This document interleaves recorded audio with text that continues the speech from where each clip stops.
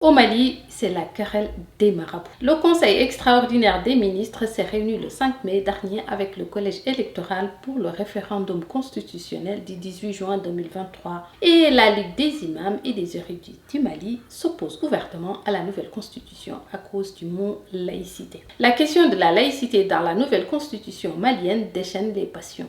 Et c'est tellement vrai qu'on assiste à la guerre des marabouts, le salafiste Imam Dicko et le hamaliste Chérif Dunioro. L'imam Dicko veut sortir le mot laïcité de la constitution malienne avec son rêve d'une république islamique du Mali. Je n'arrive même pas à croire qu'on est obligé de faire des chroniques sur la querelle de marabouts qui chacun défend sa chapelle, son rite et ses bailleurs de fonds. L'impérialisme tue le chasse d'un coup de fusil, il revient par le trou d'une mosquée. Jambo la famille, j'espère que vous allez bien. Bienvenue sur Aganisha, je m'appelle Tanoumlele et je donne mon avis sur l'actualité, même si personne ne me l'a demandé. Abonnez-vous si ce n'est pas le cas, partagez, likez et vous pouvez aussi contribuer à ma cagnotte. Le lien est dans la description. L'imam Dicko est en train de perdre de sa superbe depuis quelques temps. En 2020, il avait contribué à déstabiliser le régime d'Ibeka grâce à son puissant réseau de fidèles. Le mouvement de soutien à la Limama se mobilise pour supprimer le mot laïcité dans la nouvelle constitution malienne. C'est un mouvement qui ressemble plusieurs organisations islamiques ou de musulmans appartenant à d'autres structures.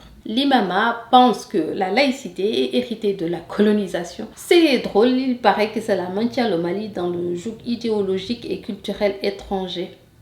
Je dis ça, je dis rien. Je dis ça, je dis rien. En fait, l'idée, c'est que la colonisation est très subjective en Afrique. Bref. Ils se plaignent que la laïcité menace des valeurs religieuses et la liberté de culte. Pas que si la transition malienne ne tient pas compte de leurs revendications, ils feront campagne pour le non au référendum et qu'ils sont convaincus que la refondation du Mali passera par la libération idéologique de leur pays. De l'autre côté, les hamalistes incarnés par Bouye Haïdara qui a pignon sur rue au palais de Koulouba et dit qu'aucun article de la constitution ne porte atteinte au fondement de l'islam.